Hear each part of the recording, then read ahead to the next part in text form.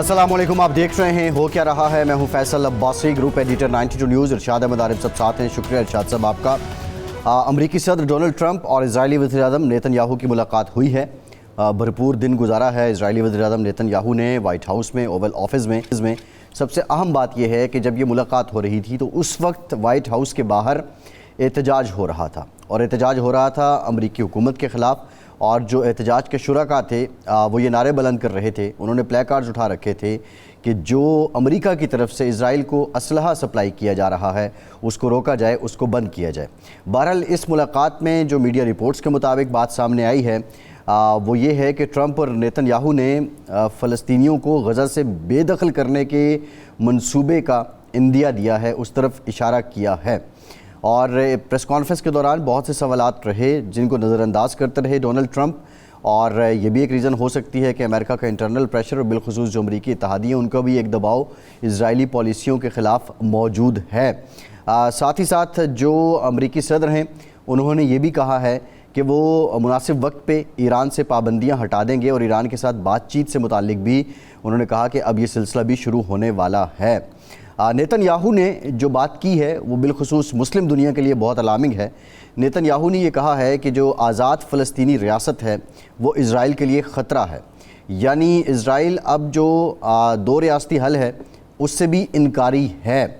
और इस मुलाकात के बाद अब ये जो गठजोड़ है अमेरिका का और इज़राइल का, और बिलखुसूस जो गज़ा में फ़लस्तीन में नेतन्याहू की सहूनी ताकतों की इज़राइल की बर्बरियत की दास्तान है, उस पर पहले भी दुनिया की एक खामोशी रही है। अब ये किस तरफ मामला जाएगा। गाज़ा के लोग इनकारी हैं कि वो अपना घर बार नहीं छोड़ना चाहते हैं, लेकिन अगर ज़बरदस्ती ये कुछ किया जाता है और गाज़ा की बहाली में जिस तरह ये कहा है डोनाल्ड ट्रंप ने कि जो पड़ोसी मुल्क हैं उनका ताउन मुयस्सर है, तो इसमें कौन कौन शामिल होगा, ये बहुत से सवालात हैं। आज के प्रोग्राम में इनके जवाबात जानने की कोशिश करेंगे। पाकिस्तान की सियासत की बात करें तो सदर आसिफ जरदारी से मुताल्लिक अफवाहें गर्दिश में हैं। बहुत से रिपोर्टर्स इस्लामाबाद बेस्ड जो हैं वो ख़बरें दे रहे हैं कि शायद उनकी जो सदारत है वो कहीं ख़तरे में है, लेकिन इनकी तरदीद की जा रही है। ना सिर्फ मुस्लिम लीग नून की तरफ से तरदीद की जा रही है, पीपल्स पार्टी भी इसको बिल्कुल शुरली करार दे रही है। अब ये बातें क्यों हो रही हैं, ये भी एक सवाल है। इस सवाल का जवाब भी जानने की कोशिश करेंगे हम। 26 अरकान की जो मुअत्तली है स्पीकर पंजाब असम्बली वो इस नुक्ते पर कायम है। आज भी उन्होंने एक तकरीब से ख़िताब किया है और जो उनका मौक़िफ़ है वो उस पर डटे हुए हैं, लेकिन इसका क्या होना है हुक्मरान जमात को, ये भी आज के प्रोग्राम में डिस्कस करेंगे। और मोस्ट इम्पॉर्टेंट आज यौम शहादत है कश्मीरी हुर्रियत नौजवान रहनुमा बुरहान वानी का। उनकी शहादत के बाद जो तहरीक आज़ादी कश्मीर की लहर है उसने फिर से जन्म लिया था और वो फिर वो ताज़ा हुई थी। इस पर भी आज के प्रोग्राम में बात करेंगे। साबिक सेक्रेटरी खारजा और मायनात सफारतकार एजाज़ चौधरी साहब भी हमें ज्वाइन कर रहे हैं। चौधरी साहब बहुत शुक्रिया आपका, आपसे गुफ्तगू करेंगे। इरशाद साहब, ये जो ट्रंप नेतन्याहू मुलाकात बड़ा इंतज़ार था इसका, लेकिन उसके बाद जो ख़बरें आई हैं कि गज़ा के मकीनों को बेदखल करने के मंसूबे का इशारे दिए जा रहे हैं, अब ये तय हो चुका है। आप क्या समझते हैं ये दोनों मुल्क किस तरफ जाएंगे, या ये अभी भी एक टेस्टर है, इस पर देखा जाएगा कि जो रद्द अमल आ रहा है आलमी वो क्या है? देखें, दो चीज़ें हैं। एक तो ये है कि अमेरिका से कोई मुस्लिम रियासत अगर ये तवक्को लगाए कि वो फ़लस्तीनियों के मफाद को मद्देनज़र रखेगी या मुस्लिम उम्मा के मफाद को या मुस्लिम रियासतों के मफाद को, तो ये हिमाकत होगी, ये तवक्को रखनी नहीं चाहिए। हाँ, अगर उसको यूरोप की तरफ से कोई दबाव हो, इंटरनल दबाव हो, हमारी तरफ से कुछ दबाव हो, यानी दबाव तो हो सकता है कि कारगर हो। ये हमारी मिन्नत समाजत और हमारी तजवीज़ें और हमारे मशवरे जो हैं वो ना ट्रंप को कायल कर सकते हैं ना अमेरिकी एडमिनिस्ट्रेशन को कायल कर सकते हैं, क्योंकि वो इसराइल जो है वो अमेरिका का पार्ट एंड पार्सल है। वो अमेरिकी मफादात का निगाहबान है, अमेरिका की कॉलोनी है, अमेरिकी साजिशों का वो अड्डा है, और वो उसके ही मफाद को मद्देनज़र रखेंगे। एक बात। दूसरी बात ये है कि ये जो हमास के हवाले से और फ़लस्तीनियों के हवाले से राय आमा के अंदर तो यूरोप में भी तब्दीली आई है, अमेरिका में भी तब्दीली आई है, लेकिन बहरहाल ख़तरा तो उसको सारे ही समझते हैं, क्योंकि अगर एक ایسی جدوجہد کے نتیجے میں جو بہرحال ایک مسلح جدوجہد ہے، ایک ریاست قائم ہوتی ہے تو پھر ان کے لیے تو خطرات مزید بڑھ جائیں گے. تو یہ دو نکات ایسے ہیں جو ہمیں ذہن میں رکھنے چاہیے. لیکن بہرحال یہ بڑی خوشی کی بات ہے جناب ٹرمپ کے لیے کہ نیتن یاہو اور اسرائیل نے بھی اس کو نوبل پرائز کے لیے نامزد کیا ہے، اور ہم تو پہلے ہی کر چکے ہیں. وہ متفق گردید رائے بو علی با رائے من. تو یہ بہرحال ٹرمپ بڑا خوش ہوگا کہ دو ایسے ملک جنہوں نے ایک دوسرے کو تسلیم بھی نہیں کیا میرے معاملے میں کم از کم متفق ہیں کہ میں مستحق ہوں، حقدار ہوں اس کا.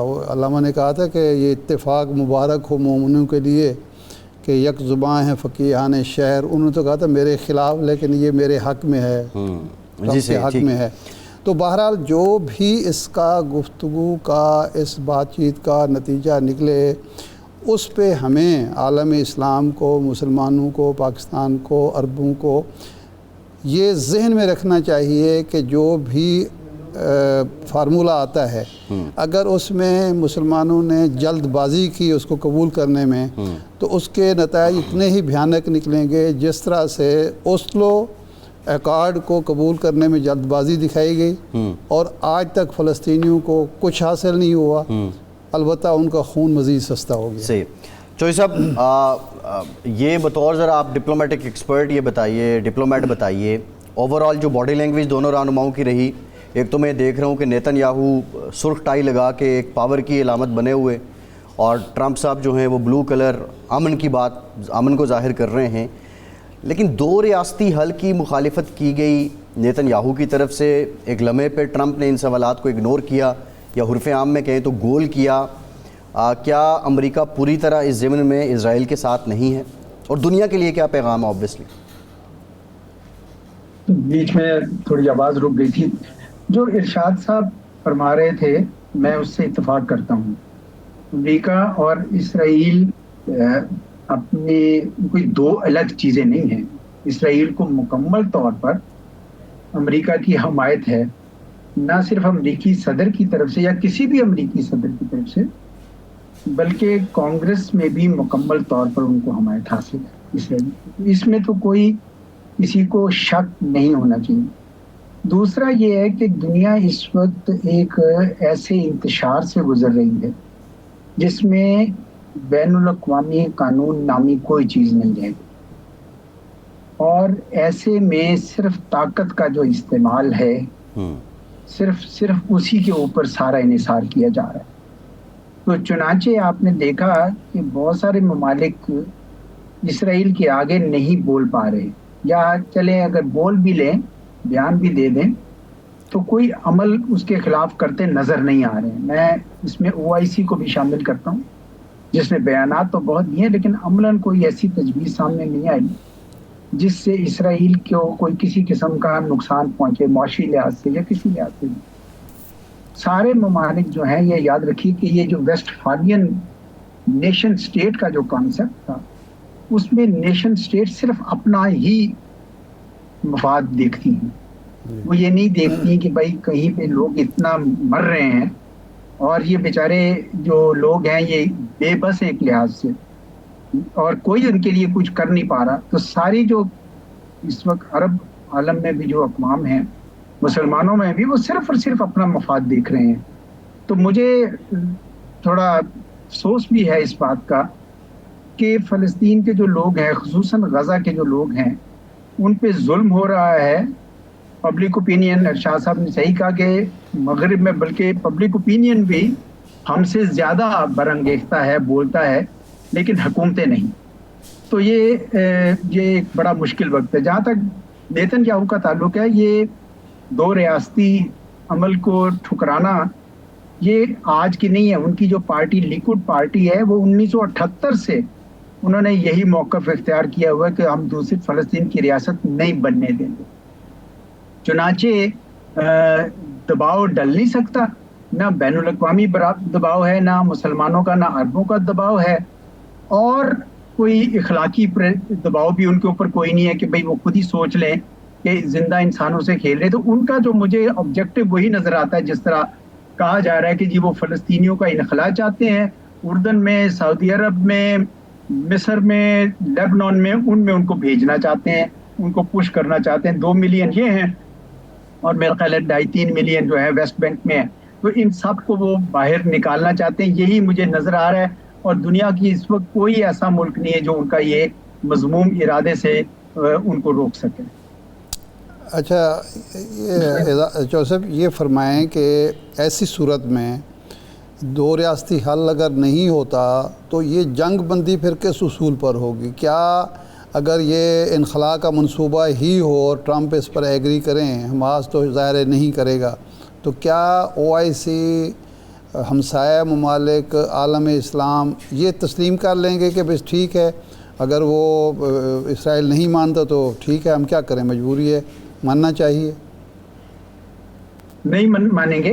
جی اور اس کی وجہ یہ ہے جی کہ جب ان کا اپنا مفاد آ جائے گا، جی یعنی اردن والے کہیں گے کہ ہمارے ہاں تو پہلے ہی 50-60% فلسطینی ہیں اور بھی آگے، جی تو جو ان کی اردن کی جو اپنی شناخت ہے وہ کم ہو جائے گی، ختم ہو جائے گی، اور فلسطینی ریاست بن جائے گی. جی تو اردن نہیں مانے گا، ٹھیک، سعودی عرب بھی نہیں مانے گا، صحیح، مصر بھی ابھی بیچارہ ذرا کمزور ہے اس وقت وہ شاید، لیکن شاید وہ بھی نہ لینا چاہے فلسطینیوں کو مزید.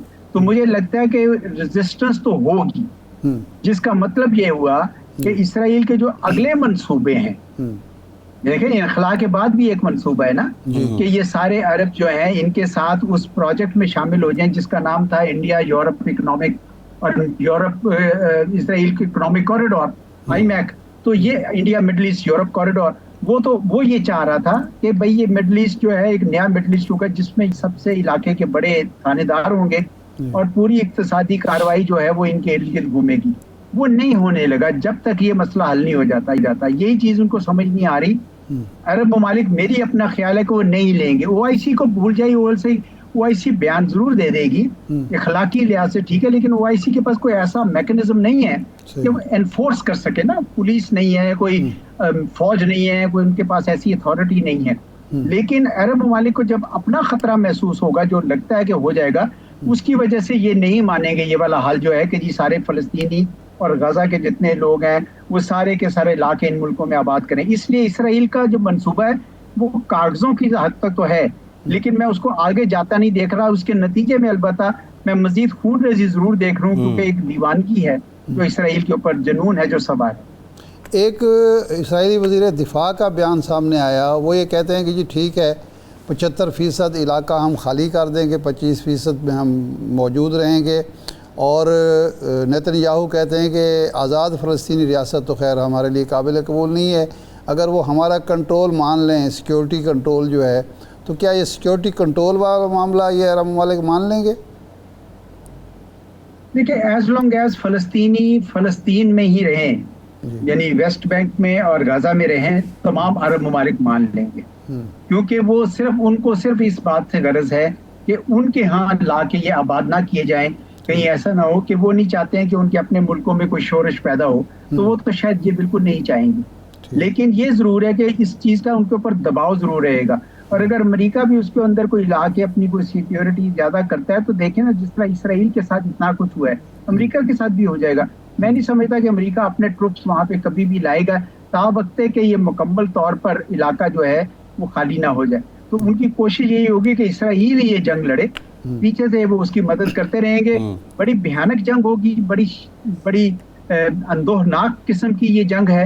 لیکن مجھے لگتا ہے کہ اسرائیل کے ہاتھ روکنے کے لیے یورپ تو بالکل ہی کہیں نہیں ہے، لیکن امریکہ بھی ابھی تک تیار نہیں ہے کہ اس کا ہاتھ روکے. صحیح ہے. اچھا جوزف، یہ فرمائیں کہ ایک ساتھ ہی ساتھ مہم چل رہی ہے اسرائیل کو تسلیم کرانے کی، اس کے حوالے سے ٹرمپ بات بھی کرتے ہیں، ٹرمپ کے وزیر بھی بات کرتے ہیں، ان کے داماد کا ایک بیان آیا، کئی ملکوں کا اس نے نام بھی لیا. تو یہ اگر مہم شروع ہو جاتی ہے ایک جنگ بندی کرانے کے بعد، تو اس میں عرب ممالک کا، OIC کا، مسلم ممالک کا رد عمل کیا ہوگا، اور امریکہ کتنا دباؤ ڈال پائے گا؟ صاحب یہ جنگ بندی کیا ہے؟ دیکھیں نا، حماس سے یہ کہا جا رہا ہے کہ آپ جو ہاسٹیجز ہیں یا ان کی جو لاشیں ہیں جو مر گئے ہیں وہ واپس کریں، اور اس کے مقابلے میں سیز فائر ہوگا. پہلے بھی تو سیز فائر ہوا تھا، تو کیا اسرائیل نے روک لیا تھا اپنا فائر؟ تو اگر یہ سیز فائر ہو بھی جائے تو مجھے تو نہیں نظر آ رہا کہ بھئی کسی حوالے سے بھی کہ وہ یہ کہیں کہ ٹھیک ہے جی اب ہم عربس کو بھی یقین آ جائے کہ اس کے بعد کچھ نہیں ہوگا. میرے خیال میں جو ان کا گریٹر اسرائیل کا جو پلان ہے کہ یہ سارے یہاں سے ان کو کسی طریقے سے اکھاڑ دیا جائے اور کہیں اور بھیج دیا جائے, وہ تو اپنی جگہ پہ ہے. تو میں نہیں سمجھتا کہ وہ ابراہمز اکارڈ یا اسرائیل کی ریکگنیشن کے لیے جو پہلے مومنٹم بنا تھا وہ مومنٹم اب بن سکے گا. میں سمجھتا ہوں کہ وہ مومنٹم نہیں بنے گا, سعودی عرب نہیں کرے گا.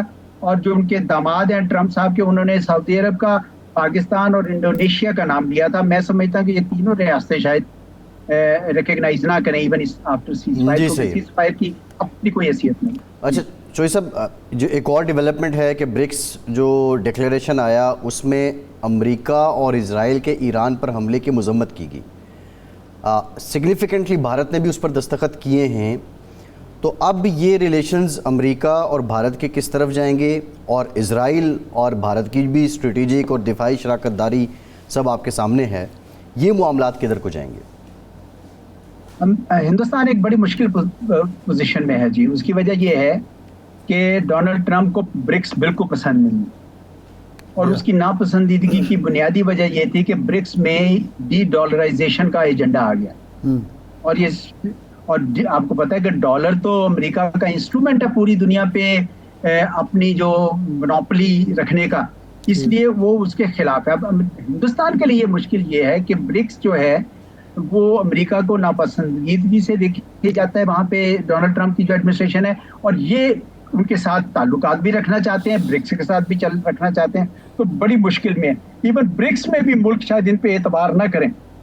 آپ کو پتہ ہے ایس سی او میں بھی یہ کئی جگہوں پر, چلے وہاں پہ اسرائیل اور ایران کا مسئلہ نہیں تھا ایس سی او میں, وہاں پہ پاکستان اور ہندوستان کا تھا, لیکن وہاں پہ بھی انہوں نے ٹانگ کھسکاتے نظر آئے. انہوں نے جوائنٹ اسٹیٹمنٹ پہ نہیں ہوئے کیونکہ کوئی تیار نہیں تھا پاکستان کو کنڈیم کرنے کے لیے. ہندوستان جو بات نہیں سمجھ پا رہا وہ یہ ہے کہ دنیا ان کے اس جھوٹ پہ متفق نہیں ہو رہی جو انہوں نے بولا پہلگام پہ. انہوں نے سمجھا کہ وہ 24 سال سے جو پاکستان پہ الزام لگاتے رہے دنیا جھٹ سے اعتبار کر لے گی. اس دفعہ دنیا نے دیکھا کہ ایسا نہیں ہوا. ان کے اپنے جو ذرائع ہیں ان کو نے بھی بتا رہے تھے. تو چنانچہ ان کا اپنا وائس پریزیڈنٹ جس کی بیگم جو ہے ہندوستان کی ہیں, انہوں نے بھی کوئی بیان ایسا نہیں دیا جس سے پاکستان کے متعلق یہ بات آئے کہ پاکستان اس میں ملوث تھا. تو وہاں پہ بھی ایس سی او میں بھی آپ نے دیکھا کہ ان کو پھر ہٹنا پڑا. اچھا برکس میں بھی آپ نے دیکھا کہ کوئی پاکستان کے خلاف کچھ نہیں تھا, کنڈیم کیا. ٹیررسٹ انسیڈنٹ تو ہم نے خود کنڈیم کیا, پاکستان نے بھی کیا. ہم نے تو اس کے بعد اعجاز صاحب سوال یہ بھی ہے کہ کل تک ہم یہ دیکھتے تھے کہ بھارت ایس سی او کو اور برکس کو ایک بارگیننگ چپ کے طور پہ استعمال کرتا تھا امریکہ کو قریب لانے کے لیے, اور پھر یہ وائس ورثہ بھی تھا کہ وہ ایس سی او اور برکس میں اپنا وزن بڑھاتا تھا امریکہ کی قربت کی وجہ سے. تو اب کیا وہ ایکسپوز ہو چکا ہے یا ابھی بھی اس کے پاس اتنا پوٹینشیل ہے کہ وہ امریکہ کو کسی جگہ تک کسی حد تک بلیک میل کر سکتا ہے ایس سی او اور برکس میں اپنا وزن یا اپنی حیثیت دکھا کے؟ یا جو آپ بات کر رہے ہیں کہ یہاں بھی اعتبار اور ٹرسٹ بلڈنگ بہت بڑا ایشو ہے؟ جی میرا خیال ہے یہ ان کو دونوں طرف سے مشکلات آ رہی ہیں. لیکن اگر ہندوستان کو کچھ چوز کرنا ہوا تو وہ امریکہ کے پلڑے میں جائے گا. وہ یہ برکس اور ایس سی او کی طرف نہیں جائے گا. ان کے ساتھ تو وہ صرف لارا بازی کر رہا ہے. اور وہ یہ کہہ رہا تھا کہ دیکھو, امریکہ کو یہ کہہ رہا تھا, میں نے یہ اسٹیٹمنٹس پڑھی کہ ہم گلوبل ساؤتھ کے لیڈر ہیں اپنی نیگوشیٹنگ ٹرمز بہتر کرنے کے لیے. لیکن اب گلوبل ساؤتھ کو نظر آ گیا ہے کہ چین کا ہمیں زیادہ فائدہ ہے. لیکن جتنا بیلٹ اینڈ روڈ انیشیٹو میں جو چائنا سرمایہ کاری لا رہا ہے, ہندوستان تو نہیں لا رہا. ٹھیک ہے, ہندوستان ایک بڑی منڈی ہے, ایک بڑا ملک ہے, اس کے حوالے سے سب ان کے ساتھ تعلقات رکھنا چاہتے ہیں, لیکن اپنا اعتبار ہندوستانی بڑی تیزی سے کھو رہے ہیں. اور ابھی حالیہ جو پاکستان ہندوستان کے درمیان میں ہوا, دنیا کے اوپر سے یہ بھی ہو گیا کہ یہ تو شاید اتنی بڑی طاقت بھی نہیں تھی جتنا یہ دعویٰ کرتے تھے. تو دونوں طرف مسائل ہو رہے ہیں ان کو. ایس سی او میں اور برکس میں تو ان پہ بہت زیادہ شکوک ہیں, سوائے چند ملکوں کے, برازیل اور ساؤتھ افریقہ وغیرہ کے. لیکن رشیا اور چائنا کو تو سمجھ آ گئی ہے کہ ہندوستان دونوں طرف کھیلنا چاہتا ہے, جس کو وہ پسند نہیں کر رہے ہیں. امریکہ کا ساتھ البتہ میں ہندوستان کو چھوڑتے ہوئے نہیں دیکھ رہا, لیکن امریکی جو ہے وہ ان کے اوپر اب تھوڑے سے سوالیہ نشان ڈال رہے ہیں ہندوستان پہ کہ آپ ایک طرف ہمارے ساتھ بڑا دوستی کرتے ہیں, دوسری طرف روس کے ساتھ بھی تیل خرید کے مہنگا بیچتے ہیں, چین کے ساتھ بھی آپ نے روابط رکھے ہوئے ہیں, برکس میں بھی آپ بیٹھے ہوئے ہیں, ایس سی او میں بھی آپ بیٹھے ہوئے ہیں. تو امریکہ کی طرف سے البتہ بہت سارے سوالیہ نشان ہیں. اور جو پاکستان کے ساتھ ڈونلڈ ٹرمپ کے جتنی یہ سارے جو ہوئے ہیں نوازشیں ہیں، میں سمجھتا ہوں کہ وہ پاکستان کی محبت میں نہیں ہے، وہ ایک پیغام دیا ہے انہوں نے ہندوستان کو کہ دیکھو ایسا بھی ہو سکتا ہے، آپ ہمارے ساتھ دوگلی پالیسی نہ کریں، ہم یہ بھی آپ کے ساتھ کر سکتے ہیں۔ اچھا جوزف، یہ فرمائیں کہ یہ تو ہو گیا امریکہ کی طرف وہ اگر چلا جاتا ہے، پہلے تو اس نے بڑی ہوشیاری کے ساتھ امریکہ کو بھی استعمال کیا، سوویت یونین کو بھی استعمال کیا، وہ جو غیر جانبدار تحریک تھی وہاں کا بھی وہ چودھری بن گیا، اب وہ ایکسپوز ہو رہا ہے ہر جگہ پہ۔ اب یہ جو ٹیرف وار شروع ہوئی ہے، تجارتی ایک مہم جوئی ٹرمپ جس طرح سے کر رہا ہے، اس میں امریکہ کا فائدہ کس میں ہے اور امریکہ کس طرف کھڑا ہوگا؟ کیونکہ چین تو بہرحال اس کا ایک دشمن تو نہیں کہنا چاہیے، مخالف ہے اور مد مقابل ہے، تو اس صورت میں وہ کس طرف کھڑا ہوگا؟ وہ چین، روس، پاکستان اس طرف دیکھے گا یا پھر اس کی بھی مجبوری بنے گا انڈیا؟ آپ امریکہ کی بات کر رہے ہیں؟ جی امریکہ، کدھر دیکھے گا؟ ہاں امریکہ جی۔ دیکھیں امریکہ تو یہ کہہ رہا ہے کہ میری طرف دیکھیں سارے، اور اس کے لیے جو اس نے ٹیرفز کی اپنی شرائط لگائی ہیں، آپ نے دیکھا سارے ملک نیگوشیٹ کر، ہماری بھی ٹیم گئی ہوئی ہے، میں نے سنا ہے کہ کل پرسوں شاید اس کا اعلان بھی ہو جائے، کیا اس میں ہوئے، کیونکہ پاکستان کے وزیر اعظم نے تو پہلے دن ہی کہہ دیا تھا کہ ہم بالکل نیگوشیٹ کریں گے، اتنی بڑی منڈی کون چھوڑتا ہے جی، کیوں چھوڑیں ہم؟ تو اگر کوئی چیز اگر دنیا میں سے اور سے منگوانے کی بجائے امریکہ سے منگوا لیں گے، ہمارے ہاں تو بہت ساری چیزیں باہر سے بھی آتی ہیں، تو بے شک کیونکہ یہ اتنی بڑی مارکیٹ پاکستان چھوڑ نہیں سکتا، نہ یورپ کی مارکیٹ چھوڑ سکتا ہے نہ یہ چھوڑ سکتا، تو پاکستان نیگوشیٹ کر رہا ہے، میں سمجھتا ہوں ہندوستان بھی نیگوشیٹ کرے گا، اور آپ نے دیکھا کہ چین بھی نیگوشیٹ کر رہا ہے، چین نے ابھی تک ٹھیک ہے شروع میں انہوں نے کہا کہ اچھا ترکی ترکی جواب دیا، لیکن نیگوشیشن تو وہاں پہ بھی ہو رہی ہیں، تو میں سمجھتا ہوں کہ امریکہ کے لیے یہ اس وقت تھوڑا فائدہ اس کو وقتی طور پر یقیناً ہوگا، کیونکہ ان کے اپنے جو اہداف ہیں ان کے کہ ہم ایسے ساری سپلائی چینز کو چین سے تھوڑا ہٹا دوں، تو وہ اس حد تک تو فائدہ ان کو ہوگا، لیکن لانگ ٹرم میں امریکہ کو بہت زیادہ نقصان ہوگا۔ ایک تو بڑی مہنگائی وہاں پہ ہو رہی ہے جس کے لیے بڑی بے چینی پھیل رہی ہے، اور دوسرا یہ ہے کہ وہ سپلائی چینز ڈسرپٹ ہو گئی ہیں، یعنی گویا یہ کہ ایک جو سموتھ سسٹم چل رہا تھا وہ خراب ہو رہا ہے، اور چین نے بھی امریکہ سے بھی تھوڑا تھوڑا اپنے آپ کو اس معاملے میں اپنی ڈپینڈنس کم کرنے کی کوشش کی ہے، تو میں سمجھتا ہوں کہ ان دی لانگ ٹرم امریکہ نے کوئی اپنے لیے کوئی اچھا کام نہیں کیا یہ سارا نظام تلپٹ کر کے، یہ شارٹ ٹرم بینیفٹ ہے، امریکہ کے اندر بھی بڑی کامنٹریز ایسی آ رہی ہیں، باقی نیگوشیٹ سب کریں گے ان کے ساتھ۔ اچھا چوئی صاحب، ڈونلڈ ٹرمپ نے ایران پر پابندیاں ہٹانے کا انڈیا بھی دیا ہے، ایک سوال تو یہ ہے ایران وہ ملک ہے کہ جس کا بیرونی قرضہ $4.8 بلین ہے صرف، اگر یہ پابندیاں ایران سے ہٹ جاتی ہیں، ایران اقتصادی اور دفاعی اعتبار کے حساب سے کہاں کھڑا ہوگا، اور یہ مناسب وقت کیا سمجھا جائے؟ یہ ڈونلڈ ٹرمپ کون سے مناسب وقت کا انتظار کر رہے ہیں؟ نہیں صاحب، یہ ایران کے اوپر اس طرح پابندیاں نہیں ہٹائیں گے، ایک یہ کیرٹ ہے ڈینگل کی جا رہی ہے کہ آپ آئیے ہمارے ساتھ نیگوشیٹ کیجئے، کیونکہ ان کو اندازہ ہوا ہے کہ جو انہوں نے کی تھی اسٹرائکس، انہوں نے اس طرح ایران کی جو نیوکلیئر کیپیبلٹیز تھی اس کو اس حد تک نہیں ختم کیا کہ معاملہ irreversible ہو گیا ہو، تو اس کا اب ان کو احساس ہو رہا ہے اس بات کا، تو وہ ڈیل تو کرنا چاہتے تھے، اسرائیل نے کرنے نہیں دی ان کو ڈیل، کیونکہ اس کا یہ خیال تھا کہ آپ اس طرف آئیں تو پھر امریکہ بھی اس میں شریک ہو گیا جنگ میں، لیکن جلد ہی امریکہ کو بھی احساس ہو گیا کہ یہ جنگ جو ہے یہ جیتی نہیں جا سکتی، کیونکہ انہوں نے ایران کو انڈر ایسٹیمیٹ کیا، یہ وہی بات ہے جو اس طرح ہندوستان نے پاکستان کو انڈر ایسٹیمیٹ کیا تھا کہ پاکستان جو ہے اس وقت اپنی مشکلات میں پھنسا ہوا ہے، یہ جواب نہیں دے سکے گا، اسی طرح اسرائیل نے بھی یہی سوچا اور امریکہ نے بھی سوچا، جب ان کا اپنا میزائل کا ذخیرہ اتنا نکلا کہ وہ جواب دیتے رہے مسلسل، تو تب ان کو بھی فکر پڑ گئی، اس لیے وہ نیگوشیشنز کی بات کر رہے ہیں ایران پہ، لیکن اب بال ان کے کورٹ سے نکل گئی نا، ایران پہلے تو ان کو کہتا تھا کہ آپ نیگوشیٹ کیجئے، کیونکہ ایران واقعی پابندیاں ہٹانا چاہتا تھا، لیکن اب ایران کی نیگوشیٹنگ پوزیشن بہتر ہوگی، اب وہ کہتے ہیں ہم نہیں کرتے آپ کے ساتھ نیگوشیٹ جب تک آپ ہمیں کوئی نہ کوئی گارنٹی نہیں دیتے، پلس ایران کے جو چائنا اور رشیا کے ساتھ تعلقات بہتر ہو گئے ہیں کافی۔ جی ٹھیک، بہت شکریہ چودھری صاحب آپ کے وقت کا، ایک بریک کے بعد واپس آتے ہیں۔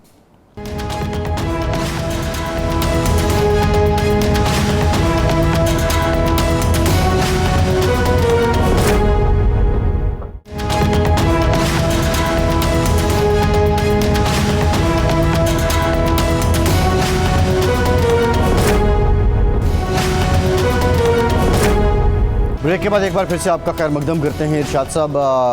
جو اسپیکر پنجاب اسمبلی ملک احمد خان ہیں 26 اراکین کی معطلی, پھر ان کے خلاف ریفرنس الیکشن کمیشن سے رجوع کیا اور وہ اپنی بات پہ قائم ہیں. آج بھی انہوں نے ایک تقریب سے خطاب کیا ہے.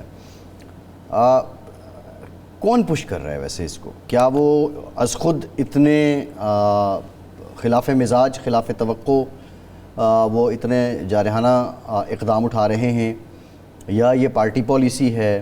اگر یہ پارٹی پالیسی ہے تو کوئی نوآموز جماعت تو نہیں ہے مسلم لیگ نون, وہ نہیں سمجھتی کہ یہ روایت جو ہے ان کے گلے بھی پڑ سکتی ہے؟ یہ چل کیا رہا ہے ارشاد صاحب؟ دیکھیں, وہ ظفر اقبال صاحب کا شعر ہے کہ جھوٹ بولا ہے تو اس پر قائم رہو, اس پر قائم رہو ظفر, آدمی کو صاحب کردار ہونا چاہیے. تو ملک صاحب نے ایک بات کی ہے تو اب اس پر وہ ڈٹے ہوئے ہیں. وہ ظاہر ہے وہ کیوں اپنی بات سے پیچھے ہٹیں, وہ کوئی پیچھے ہے نہیں ہے. انہوں نے جب یہ فیصلہ کر لیا کہ میں اپنی اتھارٹی منواؤں گا, اور دیکھیں نا, جب چیف الیکشن کمشنر نے یہ فیصلہ کر لیا کہ میں اپنی اتھارٹی منوانی ہے, تو انہوں نے عدالت سپریم کورٹ کے فیصلوں کو اٹھا کے پھینک دیا. ایک بار نہیں 2 بار, تو کسی نے کیا بگاڑ لیا؟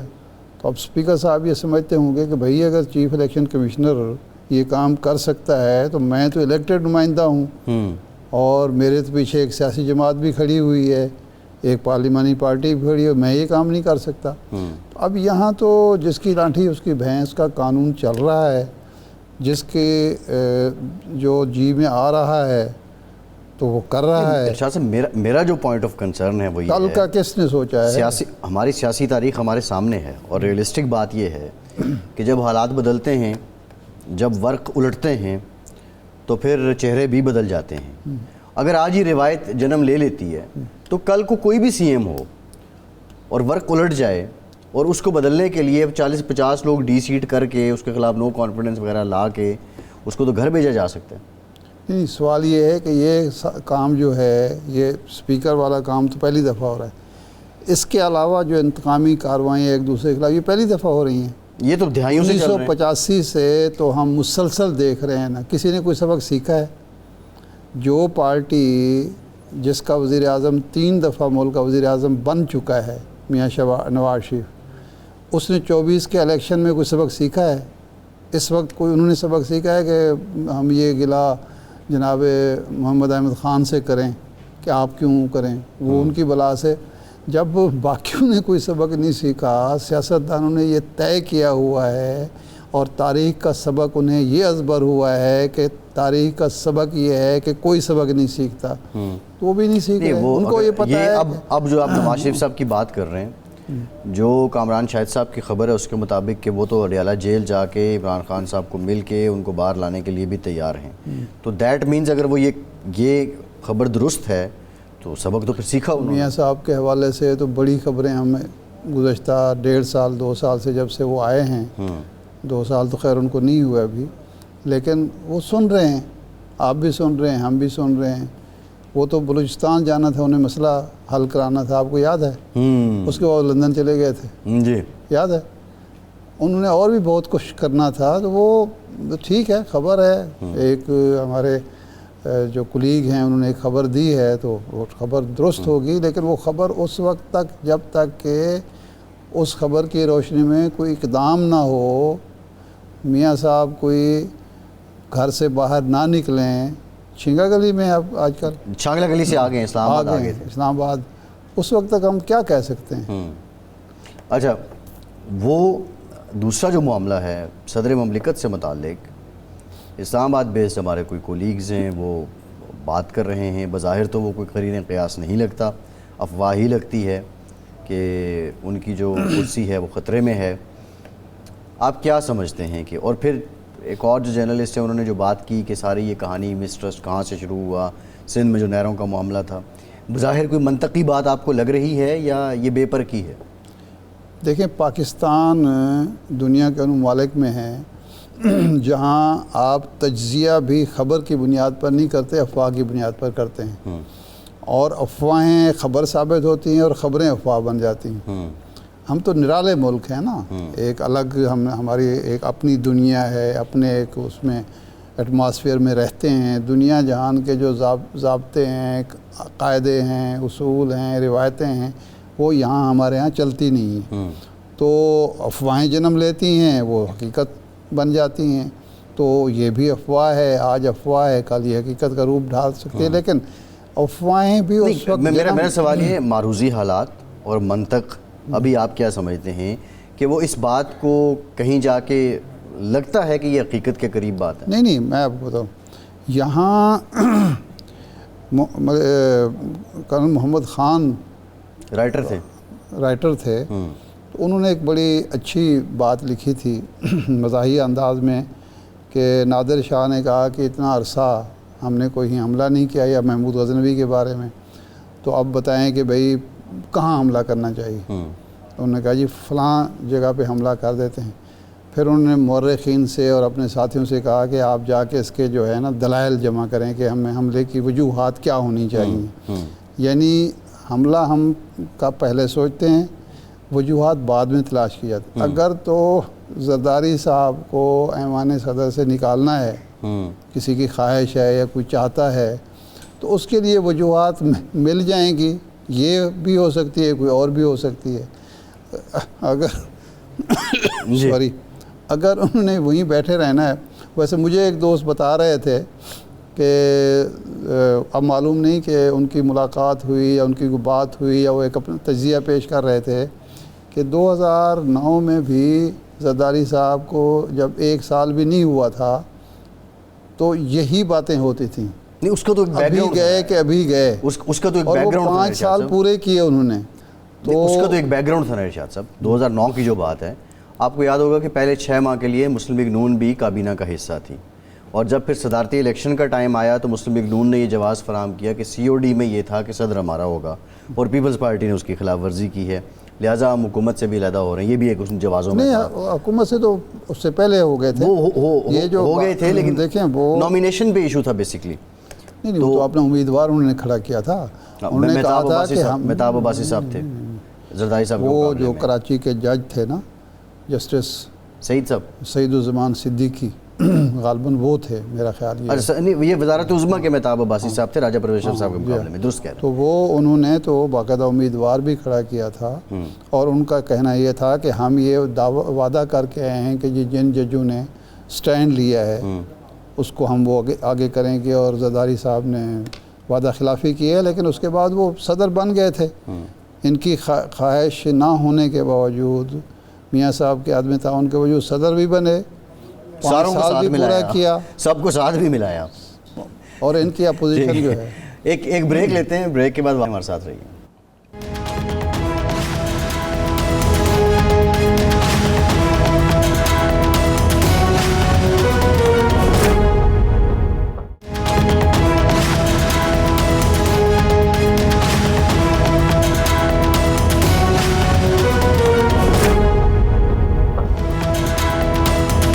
بریک کے بعد ایک بار پھر سے آپ کا خیر مقدم کرتے ہیں۔ ہمیں جوائن کیا ہے پاکستان پیپلز پارٹی کے سینئر رہنما قمر زمان قاہرہ صاحب نے۔ قاہرہ صاحب بہت شکریہ آپ کا۔ قاہرہ صاحب یہ بتائیے کہ یہ جو اسلام آباد میں افواہیں گردش کر رہی ہیں آصف زرداری صاحب کی جو صدارت ہے اس عہدے سے متعلق، کیا واقعتاً ایسا کچھ ہوا، کوئی میٹنگ ہوئی جس کی انفارمیشن آگے نکلی، یا یہ سب کچھ بے بنیاد ہے؟ اور اگر بے بنیاد ہے تو یہ شرلیاں چھوڑنے کا مقصد کیا ہو سکتا ہے؟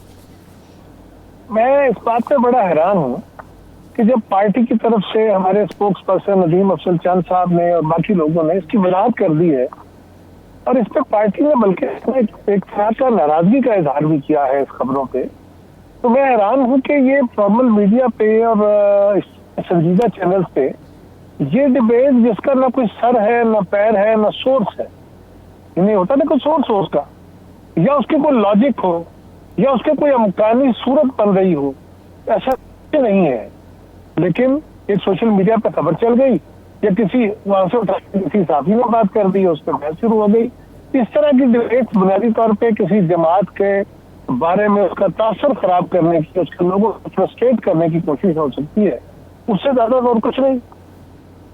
نہیں بالکل آپ درست فرما رہے ہیں، یہ ایک فرسٹریشن بھی ہو سکتی ہے، امیج خراب کرنے کی مہم، لیکن ہمارے یہاں چونکہ بدقسمتی سے अफवाहें ही खबर बनती हैं और ख़बरें ही बिलाखिर सच साबित होती हैं। क्या वजह हो सकती है, ये बातें क्यों फैलाई जा रही हैं? मैं आपसे इत्तेफाक पहली करता बात हूँ। तो ये है जी पहली बात तो ये है कि ये अगर हमारी रवायत है तो ये बड़ी अफसोसनाक रवायत, ये गंदी रवायत, जी क्योंकि आप जैसे इकोनॉमिस्ट लोगों को तो बड़े तस्दीक के बाद बात करनी है। आप हमेशा ऐसा करते हैं, आपका एहतराम है इसीलिए सब तरफ। अर्ज ये है कि इस तरह की गुफ्तगू जिसका ना सर है ना पैर है, ना उसकी कोई अमली ताबीर नजर आती है, पॉसिबिलिटी होती है ना कि ऐसा हो सकता है।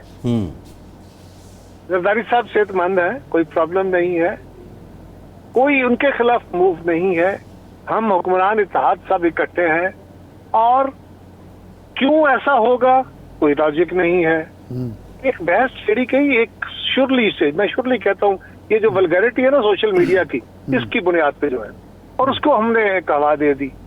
अब ये हमारे लिए ना एम्बैरस हो गई। आप जरा गौर कीजिए कि जो बात का सवाल देते हो, जवाब देते हुए मैं खुद एम्बैरस फील कर रहा हूँ, मेरी बाकी जमात का क्या हाल होगा। यही टारगेट था, ये अचीव हो रहा है, ये डिबेट बार बार की जा रही है, वो टारगेट अचीव हो रहा है। लोगों के अंदर एक, क्योंकि हमारे यहाँ हेर शेक को ज्यादा जरा साजिशों के दौर ज्यादा चलते हैं, इसलिए उसको चला दिया गया है। अब क्या करें। अच्छा, ये फरमाएं कि वज़ीर दिफा हैं ख्वाजा आसिफ साहब, वो ये कहते हैं कि अब पीपल्स पार्टी शायद काबीना का, हुकूमत का बाकायदा हिस्सा बन जाए, तो क्या ऐसी कोई ऑफ़र भी हुक्मरान जमात की तरफ से आपको हुई है? क्योंकि पहले तो 2-4 माह पहले तो सुना था वज़ीर आज़म की ख्वाहिश थी कि ऐसा हो, वो बजट से पहले की बात है, तो अब दोबारा कोई इस सिलसिले में सिलसिला जुम्बानी हुआ है, और या ये सिर्फ ख्वाजा साहब की ख्वाहिश है? इरशाद साहब, गुजारिश ये है, फिर मैं अर्ज करूंगा कि हर बात की बैकग्राउंड चाहिए। ख्वाजा साहब ने अपनी ख्वाहिश का इजहार किया, इस पे पिछले कोई 7-8 दिन पहले की बात है, ये 5-6 दिन पहले। उस दिन से लेके आज तक कोई दसियों नहीं सैकड़ों प्रोग्रामों में इस बात की वजाहत हो चुकी, मुस्लिम लीग की तरफ से हो चुकी, हमारी तरफ से हाईएस्ट लेवल से हो चुकी, हमारे पार्टी तर्जमानों से हो चुकी, हम सब लोगों ने इसकी तरदीद कर दी कि ऐसी कोई बात नहीं है। ख्वाजा आसिफ साहब की अपनी ख्वाहिश हो सकती है, अब उस ख्वाहिश को खबर बना देना ये मुनासिब नहीं है। ये हम बार बार कह रहे हैं, इसकी वजाहत कर चुके हैं कि ऐसी कोई तजवीज नहीं आई है। हम अपनी उस पोजीशन पे खड़े हैं। ये फैसला पाकिस्तान पीपल्स पार्टी की सेंट्रल एग्जीक्यूटिव ने किया था। अगर कोई ऐसी तजवीज आई तो पाकिस्तान पीपल्स पार्टी की क़यादत अपनी सेंट्रल एग्जीक्यूटिव से बात करके फिर उसके ऊपर राय देगी। ये जो किसी दोस्त की ख्वाहिश है, उस ख्वाहिश को खबर बना के हमें एम्बैरस अब नहीं किया जाए तो बेहतर। अच्छा कायरा साहब, ये जो पंजाब में हो रहा है, 26 अरकान अपोजिशन के पहले उनको मुअत्तल किया गया, और अब स्पीकर साहब खुद जो है रेफरेंस लेकर इलेक्शन कमीशन पहुंच गए हैं। अगर इनको डी सीट कर दिया जाता है तो इस रिवायत का सियासतदानों को, सियासी जमातों को, पार्लिमान को कितना फ़ायदा होगा? देखिए, मैं इस सवाल के जवाब की तरफ आने से पहले ज़रा थोड़ी सी वजाहत कर दूँ कि इस वक्त हमारे यहाँ एहतजाज के नाम पे जो कुछ हो रहा है, हक़ एहतजाज, अपनी राय दही का हक, असेंबली का हक, फलां का हक, ये हकूक की बुनियाद पे जो हम सड़कों पे करते हैं, वो मैं करूं, आप करें, कोई और जमात करे, जो कुछ हम वो कर रहे हैं ना वो मुनासिब है, उसको भी हदूद में लेके आना होगा, और उसके लिए सियासी जमातों को बैठ के कोई रास्ता निकालना होगा। क्योंकि अब चलते चलते पहले सड़कों के ऊपर एहतजाज होते थे, फिर सड़कें लॉकडाउन होना शुरू हो गई। अब हुकूमत का ये लेवल आ गया है कि कोई मजहबी, कोई सियासी जमात उठती है, कोई ग्रुप ऑफ सोसाइटी उठता है, वो कहता है हम पार्लियामेंट के सामने जाएंगे, हम इस्लामाबाद पे धरना देंगे, और फिर लोग बाकायदा क्रेनें और ट्रैक्टर और ट्रालियां और पता नहीं क्या कुछ लेके, बुलडोजर लेके चल पड़ते हैं, और हुकूमत को बाकायदा सड़कें खोद के, खंड के खोद के रोकना पड़ता है कि कोई नाखुशगवार वाकया ना हो जाए। अब ये सवाल है कि क्या ये एहतजाज है? क्या एहतजाज का हक है? बिल्कुल। असेंबली का हक है? बिल्कुल। मुझे आज़ादी इज़हार राय है? बिल्कुल। आपका भी हक है। आपका हक उतना है जहां तक मेरी आज़ादी शुरू नहीं हो। आपको राइट टू असेंबली है, लेकिन मेरे राइट को इन्फ्रिंज किए बगैर। आपको राइट टू स्पीक है, लेकिन राइट टू स्पीच मेरे इस्तेहकाक को मजरूह किए बगैर। आपको राइट टू असेंबली है, सब कुछ है, लेकिन आप मेरे हकूक का ख्याल रखेंगे। यहाँ हम सारे पाकिस्तान के हकूक बंद कर देते हैं और कहते हैं कि असेंबली का राइट है। तो इसको संजीदा देखने की जरूरत है। यही काम हम असेंबलियों में करते रहे, मुझसे भी, मैं जब असेंबली में था हम भी करते रहे अपोजिशन में, हमारे खिलाफ भी भरपूर तरीके से होता रहा। हम जनरल मुशर्रफ की काफ लीग की हुकूमत के खिलाफ करते रहे, हमारे खिलाफ मुस्लिम लीग करती रही, मुस्लिम लीग के खिलाफ पीटीआई करती रही, आज पीटीआई जो है वो सबके खिलाफ कर रही है।